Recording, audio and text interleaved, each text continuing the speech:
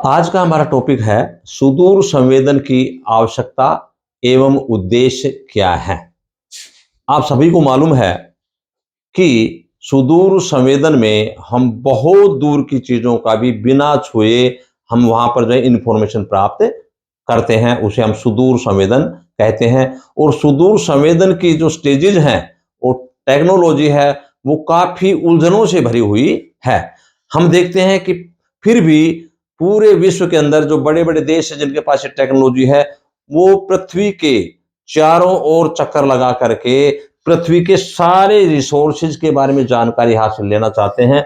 और हमारे हर प्रकार के, चाहे वो पानी हो, चाहे हमारा स्थलमंडल हो, चाहे जलमंडल हो, चाहे वायुमंडल हो, चाहे जैवमंडल हो, हर पर्वत पठार मैदान की पूरी जानकारी इसके चारों ओर पृथ्वी के चक्कर लगा करके देख रहे हैं सभी देश लगभग जिनके पास टेक्नोलॉजी है। और ये काफी कॉम्प्लिकेटेड जो है सिस्टम है। फिर भी हम इतना डिफिकल्ट कार्य को हम क्यों अपना रहे हैं, आज ये प्रश्न जरूरी हो गया है।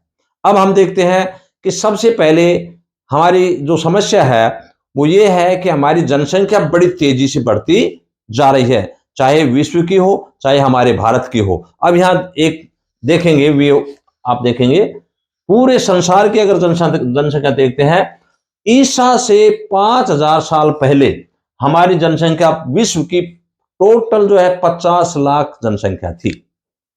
उसके बाद में 1800 ईस्वी तक 100 करोड़ ही बढ़ी, बहुत ज्यादा नहीं बढ़ी पूरे संसार की। 1952 में ये 258 करोड़ बढ़ी, 1974 में 400 करोड़ हुई और 2024 में 816 करोड़ विश्व की जनसंख्या हो गई। यानी बहुत तेजी से जनसंख्या बढ़ रही है। अब भारत के बारे में भी देख लीजिए थोड़ा सा। भारत की 1947 में जनसंख्या थी 34 करोड़, 1974 में 60 करोड़ हो गई, 2001 में 100 करोड़ हो गई और 2025 में 144 करोड़ जनसंख्या हो गई। अब इससे अंदाजा लगाया सकता है कि कितनी तेजी से जनसंख्या हमारे लगभग जो है 200-250 सालों के अंदर ही बढ़ी है। और ये गति और तेजी से बढ़ती जा रही है। एक तरफ जनसंख्या बढ़ रही है, दूसरी तरफ हमारे संसाधन है, प्राकृतिक संसाधन है, वो सीमित है। हमारी पृथ्वी तो सीमित है, पृथ्वी तो जितनी है उतनी है, इसको बढ़ाया नहीं जा सकता। अब इस बढ़ी हुई जनसंख्या के लिए हमें हर प्रकार की जरूरत है, प्राकृतिक संसाधन है उनकी जरूरत है। जितनी जनसंख्या बढ़ रही है तो उतने ही हमें रिहाइश के लिए मकान चाहिए, उतने ही खाद्यान्न के लिए, कृषि के लिए क्षेत्र चाहिए, उतने ही हम बिल्डिंग बनाएंगे तो उतना क्षेत्र बढ़ता जाना चाहिए। शहर बढ़ते जा रहे हैं, गांव बढ़ते जा रहे हैं और पीने के लिए पानी भी उसी गति से चाहिए। जितनी गति जनसंख्या चढ़ रही है उतनी जनसंख्या से पानी भी चाहिए। इसी प्रकार से आने जाने के साधन हैं वो भी उसी गति से बढ़ते जा रहे हैं। जहां पर एक लेन रोड की थी, अब 4-4, 5-5, 10-10 लेन भी हो रही है, हाईवेज बनते जा रहे हैं, नहरें खुदती जा रही हैं और हमारा जो है इस प्रकार से पुल भी बन रहे हैं, स्कूल हैं, कॉलेजेज हैं, यूनिवर्सिटीज हैं, वो भी तेजी से बढ़ती जा रही हैं। अब कुल मिलाकर के सीमित जमीन में हम मिनरल्स हैं, उनकी कंजम्पशन है वो बढ़ती जा रही है, चाहे वो कोयला हो, चाहे पेट्रोलियम हो, चाहे तांबा हो, अभ्रक हो, मैग्नीज हो, कोई भी चीज हो, हर प्रकार से उनकी हमारी जो है एक्सप्लॉइटेशन होता जा रहा है। पहाड़ हैं, पहाड़ों का भी हालत ये हो गया है कि रोड बनाने के लिए क्रैशर जो है उससे पहाड़ तोड़े जा रहे हैं। और यहां तक की हालत ये हो गई है, जो ऊंचे ऊंचे पहाड़ थे कई जगह पर तो पहाड़ ही खत्म हो गए हैं, क्योंकि क्रैशर से पहाड़ों को तोड़ते हैं, तोड़ करके बजरी बनाते हैं और पत्थर बनाते हैं और उससे मकान भी बनते हैं। तो पूरे विश्व के अंदर क्या हो गया है, जहां पहाड़ तोड़े जा रहे हैं, पहाड़ कम होते जा रहे हैं, दूसरे जगह पर उनका वजन ज्यादा होता जा रहा है। अब मैं एग्जांपल एक दिल्ली का ही लेता हूं, मुझे बहुत अच्छी तरह से याद है। सन 1980 के अंदर दिल्ली और गुड़गांव में अंतर दिखाई देता था कि भी गुड़गांव अलग है और दिल्ली अलग है। आज देखें तो दिल्ली और गुड़गांव में अंतर ही दिखाई नहीं देता कि ये गुड़गांव है या दिल्ली है। और हालात ये हो गई है कि रेवाड़ी तक और हमारे नारनौल ये एनसीआर क्षेत्र तक ऐसा हो गया जैसे दिल्ली ही हो। ये हमारे देखते देखते हो गई है। तो अब क्या किया जाए? बढ़ती हुई जनसंख्या के लिए हमारे पास हर प्रकार की चीजें चाहिए, खाना भी चाहिए, पीने के लिए पानी भी चाहिए। अब ये पानी कहां से आएगा? ये सारी चीजें, जमीन तो घटती जा रही है। अब सारी चीजों को निकाल दो, आप कुल मिला करके औसत करके आप निकाल दो। स्कूल, कॉलेज, यूनिवर्सिटी, बिल्डिंग और आने जाने के साधन है उनको निकाल दो, तो खेती के हिसाब से क्या बच गया पीछे? हरियाणा की बात करें तो हरियाणा तो इतना बुरा हाल हो गया है कि यहाँ जो है एनसीआर का क्षेत्र बढ़ता जा रहा है और दिल्ली का जो हमारा जो खेती का क्षेत्र है वो घटता जा रहा है। बचा हमारा राजस्थान। राजस्थान के अंदर नहरें पहुंचा देंगे तो खेती के लिए ज्यादा सफिशिएंट जगह होगी। अंत हरियाणा के अंदर तो घटती जा रही जमीन और हमारा इंडस्ट्रियल डेवलपमेंट बढ़ता जा रहा है। अब ये हालात हैं, इसके कारण से क्या हुआ है? हर प्रकार की चीजें घटती जा रही। अब इसके साथ साथ क्या हो रहा है? इंडस्ट्रियल डेवलपमेंट बढ़ता जा रहा है। इंडस्ट्रियल डेवलपमेंट, एक तरफ इंडस्ट्रियल डेवलपमेंट बढ़ता है ताकि हम जो है अच्छी चीजों का, हम अपने क्वालिटी ऑफ लाइफ के लिए हर चीजें सुविधाएं चाहते हैं। लेकिन दूसरी तरफ ये हालात भी हो गई है कि पहाड़ों पर जो आइस कवर्ड एरिया है वो घटता जा रहा है। यानी कि नदियां कहां से चलती हैं? नदियां हमारे पहाड़ों से जमी हुई बर्फ होती है, उसी से तो नदियां चलती हैं। चाहे वो यमुना हो, गंगा हो, ब्रह्मपुत्र हो, या कोई भी नदियां है, वो बर्फ पिघलती जाती है गर्मियों में और चलती जाती है। सर्दियों के अंदर वापस जब बारिश आती है तो उसमें जम जाती है। तो एक रूटीन चल रहा है करोड़ों सालों का। लेकिन कई जगह पर हालात ये हो गई हैं कि बर्फ कम होती जा रही है, पिघलती जा रही है और समुद्र का लेवल है वो ऊंचा उठता जा रहा है। अब यहां एक समस्या हो गई कि हम जो है प्रकृति के नियमों की उल्लंघना कर रहे हैं। इसके साथ साथ इंडस्ट्रियल डेवलपमेंट हो रहा है तो हमारा एग्रीकल्चर के जो खेत थे, पहले पेड़ पौधे होते थे, वो कटते जा रहे हैं। क्योंकि अगर हम ग्रीन रेवोल्यूशन, एक तरफ हम फूड का बढ़ावा करेंगे तो हमें ग्रीन रेवोल्यूशन टेक्नोलॉजी अडॉप्ट करनी पड़ेगी, यानी कि कम क्षेत्र में ज्यादा पैदावार लेनी पड़ेगी, अन्यथा हमारा गुजारा नहीं होगा। तो अब यह क्या करते हैं हम ग्रीन रेवोल्यूशन टेक्नोलॉजी में? हाई यील्डिंग वैरायटी सीड को इस्तेमाल करते हैं, वाटर इरिगेशन का इस्तेमाल करते हैं। अब वाटर इरिगेशन का पड़ते हैं, नहरों से भी पानी चाहिए जिस क्षेत्र में नहरें हैं। तो अगर नहरें नहीं है तो उसमें अंडरग्राउंड वाटर, भूमिगत जल से हम ट्यूबवेल से पानी निकाल के और अपनी खेती करते हैं।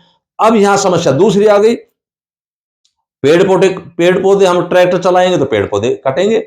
पेड़ पौधे कटेंगे तो एक तरफ जो है इंडस्ट्री बढ़ रही है तो हमारा कार्बन डाइऑक्साइड वायुमंडल में बढ़ेगा। तो अब एक तरफ डेवलपमेंट हो रहा है, दूसरी तरफ डिग्रेडेशन ऑफ एनवायरमेंट हो रहा है। विभिन्न प्रकार के पोल्यूशन हो रहे हैं, वायु प्रदूषण हो रहा है, जल प्रदूषण हो रहा है और भूमि प्रदूषण हो रहा है। ये सारा क्यों हो रहा है? बढ़ती हुई जनसंख्या के लिए हम नेचुरल रिसोर्स का एक्सप्लॉइटेशन तेजी से करते जा रहे हैं और हम उन्नति की तरफ बढ़ते जा रहे हैं। दूसरी तरफ हम डिग्रेडेशन भी हमारा एनवायरमेंट का होता जा रहा है। यानी कि अभी आप देखिए, आप हर प्रकार की डिफोरेस्टेशन हो गया, अब मानसूनल डिस्टर्बेंस भी हो रहा है। सबसे बड़ी बात है कि हमारा जो समय पर बारिश आनी चाहिए थी खेती के लिए, पहले आती थी। 1977 के अंदर तो हमारी ये हालत होती है, हरियाणा के अंदर रेवाड़ी के पास जो मसानी बांध है, उससे पहले बांध नहीं बना था, बाढ़ आई थी आस क्षेत्र में, हमारे ट्यूबवेल भी पानी ऊपर भर गए थे प्राकृतिक रूप से। इतना बढ़िया सिस्टम था मानसून का, समय पर बारिश आती थी। लेकिन बांध दिए और उसके बाद में बारिश आज तक इतनी बारिश नहीं आई है उस क्षेत्र के बाद में। हमें बहुत अच्छी तरह से याद है, ट्यूबवेल हमारे पानी के ऊपर तक भर गए थे। हमें मोटर है ट्यूबवेल की, वो धीरे धीरे चेन लगानी पड़ती थी ऊपर खींचने के लिए। ये हालात थी हमारे, देखते देखते हालात ये होगी कि ऊपर का जो पानी था वो नीचे, तली से भी नीचे हजार हजार फुट तक चला गया है। हमारे नांगल चौधरी के क्षेत्र हैं, यहाँ इस क्षेत्र में तो सूखा पड़ा हुआ है। यहाँ पानी नहरों से नहीं जाता और नहरें नहीं होंगी तो हमारा पानी वाटर लेवल है वो नीचे चला जाएगा। और आसपास का क्षेत्र यही हो रहा है। हमारा जो जिला महेंद्रगढ़ है, इसमें तो अगर नहरें नहीं होंगी तो हमारा जो अंडरग्राउंड वाटर तेजी से निकलेगा तो एक्सप्लॉइटेशन ज्यादा होगा और यहां इंडस्ट्रियल डेवलपमेंट अब होगा तो इसमें एयर पोल्यूशन बढ़ेगा। अब देखिए आप, तो मानसून डिस्टर्बेंस क्यों हो रहा है? पेड़ पौधे कटने से हमारा समय पर मानसून भी नहीं आ रहा, आ भी रहा है तो कम आ रहा है, बारिश कम हो रही है। तो अनेक प्रकार की समस्याएं हो, एयर पोल्यूशन, मानसून का डिस्टर्बेंस होना और जो ध्रुवों पर या हमारे पहाड़ों पर बर्फ थी वो पिघलती जा रही है, ये समस्या हमारी बढ़ती जा रही है। तो हालात इतना बुरा हो रहा है कि हर प्रकार की समस्याएं आ रही है। ग्लोबल वार्मिंग में मैंने अभी बताया था, गर्मी के कारण से आइस मेल्टिंग हो रही है, environmental degradation, air water land pollution, ecosystem imbalance. Ecosystem का इम्बैलेंस हो रहा है, पारिस्थितिक हमारा जो सिस्टम है वो बिगड़। पारिस्थितिक सिस्टम क्या होता है, इकोसिस्टम क्या होता है, मैं एक सिंपल एग्जांपल से आपको एक्सप्लेन करना चाहता हूं, क्योंकि हर प्रकार का पारिस्थितिक सिस्टम सही होना चाहिए। जैसे कि जितने व्यक्ति हैं उनको सांस लेने के लिए शुद्ध ऑक्सीजन चाहिए, दूसरी तरफ हमारे जो पेड़ पौधे हैं उनको carbon oxygen, carbon dioxide oxide चाहिए। तो बराबर बराबर अगर सही होगा, पौधों के लिए भी कार्बन मिल जाएगी तो पौधे भी डेवलप हो जाएंगे, बदले में हमें ऑक्सीजन मिलेगा, तो मानव के लिए कोई दिक्कत नहीं, बराबर के पेड़ पौधे होंगे तो। लेकिन हमने क्या कर दिया, पेड़ पौधे तो काट दिए और वायुमंडल में इंडस्ट्री का धुआं हो रहा है, व्हीकल का धुआं हो रहा है, पेट्रोलियम का धुआं हो रहा है, कोयले का धुआं हो रहा है, और हर प्रकार की दिक्कतें आ रही हैं। अब यहां गर्मी हो गई सारा कार्बन डाइऑक्साइड होने से, अब इसमें क्या होगा, हर प्रकार की दिक्कत है। हमारे इकोसिस्टम जो था सांस लेने का, दिल्ली जैसे शहर में तो पेड़ पौधे कम होने से सांस लेने की दिक्कत है और शुद्ध ऑक्सीजन नहीं मिल पाती, कार्बन की मात्रा ज्यादा है, तो उसमें विभिन्न प्रकार की शारीरिक बीमारियां हो गई है, दमे की बीमारियां हो गई है, या वैसे शुद्ध वायु नहीं मिलेगी तो कम जो है हमारा स्वास्थ्य ठीक नहीं रहे। इस प्रकार की, इसके साथ साथ नेचुरल डिजास्टर होने लगे। जब भूमिगत जल नीचे जा रहा है तो हालत ये होगी कि फेमाइन, हमारी जो है अकाल की स्थिति आ जाती है कई बार। इसके साथ साथ हमारे पास फ्लड्स आ जाते हैं कई बार।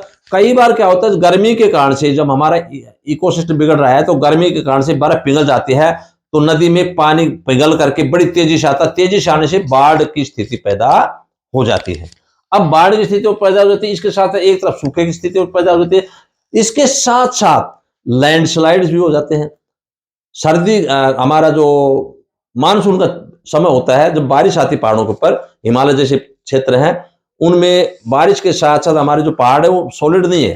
हिमालय पर्वत तो बहुत नया पर्वत है, अरावली पर्वत है, ये बहुत पुराना है, ये तो पत्थर जैसा है, इसमें तो मिट्टी जा चुकी नीचे। तो हिमालय पर्वत जैसे क्षेत्र हैं उनमें सड़क जो होती है तो ऊपर से लैंडस्लाइड हो जाते हैं, यानी कि भूमि है धीरे धीरे विसर्प कर जाती, नीचे आ जाती, पृथ्वी के जो पिघल करके मिट्टी और कंकर पत्थर सारे रास्ते में आ जाते हैं और ब्लॉक हो जाते हैं। तो इससे क्या होगा, इसके अलावा भूकंप हो जाते हैं, हमारा आइसोस्टेसिस बिगड़ जाती है, भू संतुलन बिगड़ जाता है। भू संतुलन क्या बिगड़ता है, जैसे एक तरफ हम पहाड़ों को तोड़ रहे हैं, दूसरी तरफ हम पहाड़ों का हम जो है इस्तेमाल किस में कर रहे हैं, मकानों में बनाने में कर रहे हैं, तो उसका जो बैलेंस बन रहा था प्रकृति का प्राकृतिक रूप से वो डिस्टर्ब हो रहा है। अब डिस्टर्ब होंगे तो हमारा अर्थक्वेक आएंगे, भूकंप आएंगे, तो यही तो आते हैं, भूकंप आएंगे तो हमारे जो मकान बनाते कई बार शहर के शहर डगमगा जाते हैं।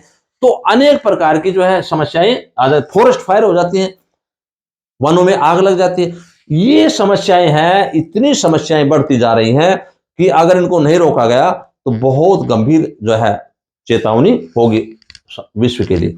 अब ये देखते हैं, अब इनके लिए हमारा एम क्या है कुल मिलाकर के। अब ये इतनी समस्या तो आपने देख ली, तो हमारा जो रिमोट सेंसिंग है ये चारों तरफ पृथ्वी का क्यों देखना चाहते, पृथ्वी को क्या आवश्यकता रिमोट सेंसिंग की।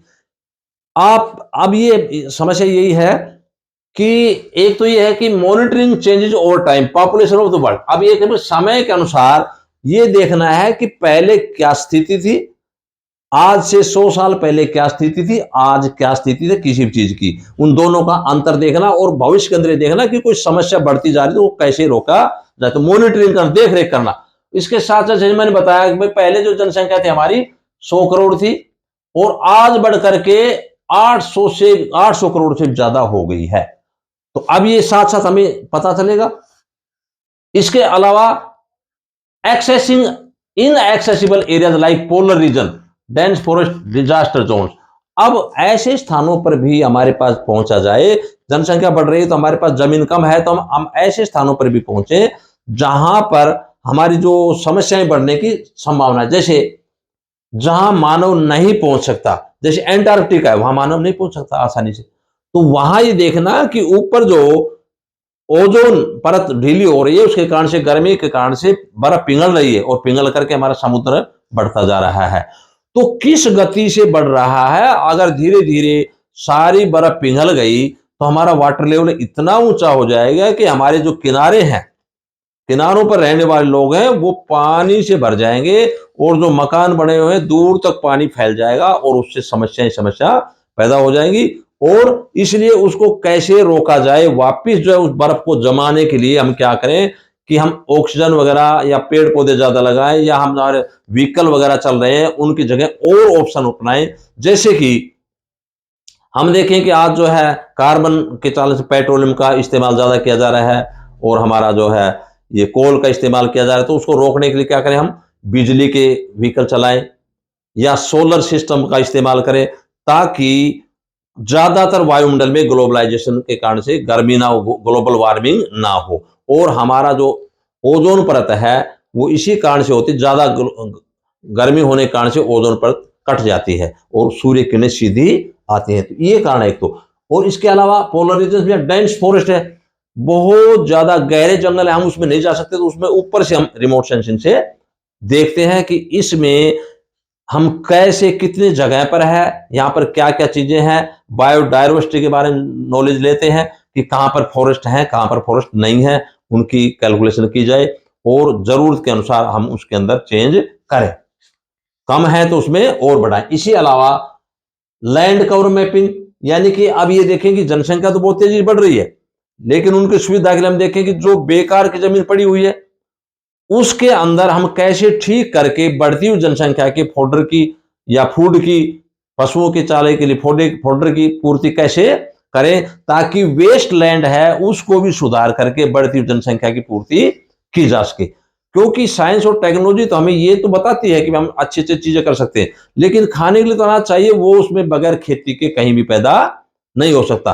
प्राकृतिक जो आप पीने के लिए पानी की जरूरत पड़ेगी, चाहे आप कितने साइंस और टेक्नोलॉजी में डेवलप हो जाए, और खाने के लिए अनाज जरूरत पड़ेगी और सांस लेने के लिए शुद्ध हवा की जरूरत पड़ेगी, और यह प्रकृति के अलावा कोई नहीं दे सकता, कोई पूर्ति नहीं कर सकता। इसलिए ये भी देखें कि कहां पर हमारे फॉरेस्ट है, कहां पर ग्रासलैंड्स है, अर्बन एरिया कितने कितने बढ़ते जा रहे हैं, और हम ये भी कैलकुलेट करें अगर ये इस तरह से बढ़ते गए तो हमारी जनसंख्या के लिए क्या समस्याएं पैदा हो सकते हैं। इसलिए हमारा रिमोट सेंसिंग है कि हम ऊपर से पृथ्वी को देखते हैं तो उसमें ये देखें कि कितनी जनसंख्या के कारण से, बढ़ती हुई जनसंख्या के कारण से हमें जो आगे पूर्ति होनी चाहिए वो पूर्ति होगी या नहीं होगी, और होगी तो कैसे होगी। तो ये है लैंड कवर का मैपिंग, हम आइडेंटिफाई करते हैं। उसके अलावा अर्बन प्लानिंग का मैंने बता दिया कि जो भी शहर बढ़ते जा रहे हैं उनको प्लानिंग से बनाया जाए, ताकि बेकार को ऊपर से सैटेलाइट हम देख लेंगे कि जो बेकार जगह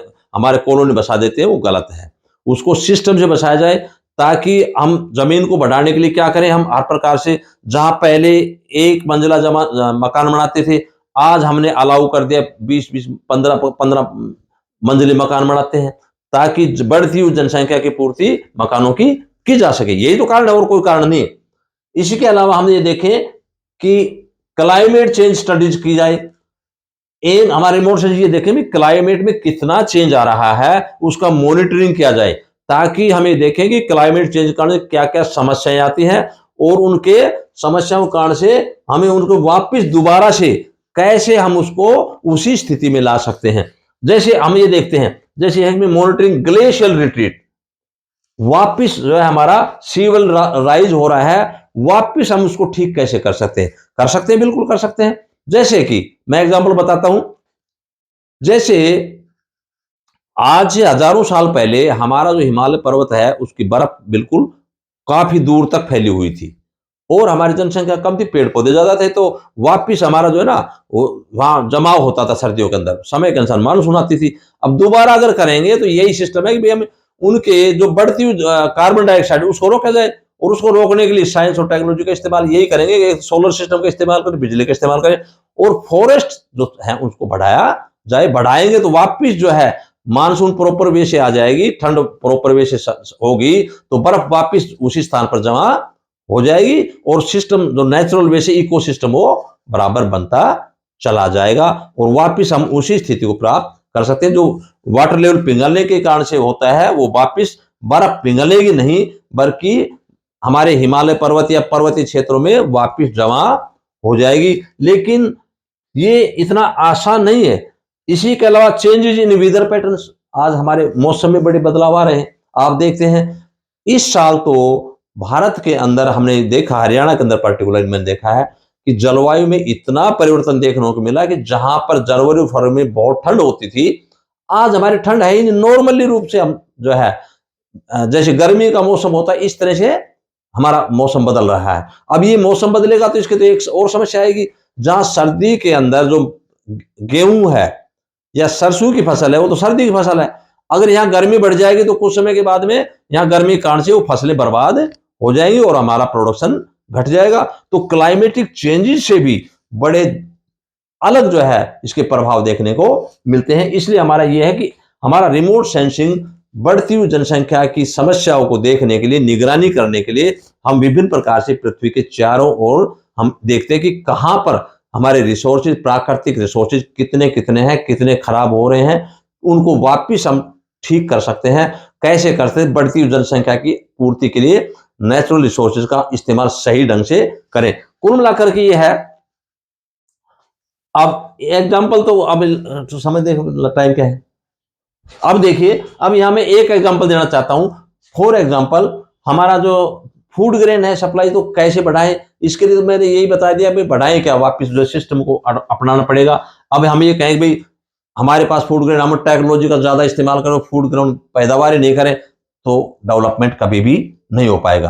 तो इसलिए जो है फूड सप्लाई के लिए हमें एक भी अच्छी तरह से हम नेचुरल वे से सिस्टम को लाएं और फूड ग्रेन बढ़ाएं। इसके अलावा हम ये भी देख सकते हैं कि पॉपुलेशन थ्योरी के अनुसार लास्ट में यही है कि अगर मनुष्य नहीं मानेंगे, प्रकृति के नियमों की उल्लंघना करेंगे तो सारा अस्त व्यस्त हो जाएगा। और एक समय ऐसा आएगा, माल्थस ने बताया भी है कि बढ़ती हुई जनसंख्या के कारण से लास्ट में ये होगा हालात कि विभिन्न प्रकार की महामारी आएंगी, बाढ़ आएंगी, और इसके अलावा सुनामी आएंगी, वोल्केनोज आएंगे, अर्थक्वेक्स आएंगे, और आपस में लड़ाइयां, दंगे होंगे, और उसके कारण से प्रकृति ही इसका इलाज करेगी। और हम देख भी रहे हैं कि ज्यादा जनसंख्या होते युद्ध ज्यादा भड़क जाएंगे, और इस प्रकार से जो प्रकृति का उल्लंघना करे तो प्रकृति उसका रिजल्ट दिखाएगी, और उसके कारण से पानी की कमी होगी, फॉरेस्ट की कमी होगी, तो सारे सिस्टम बिगड़ जाएगा। तो उसके कारण से प्रकृति उसके अंदर उसका रिजल्ट देगी।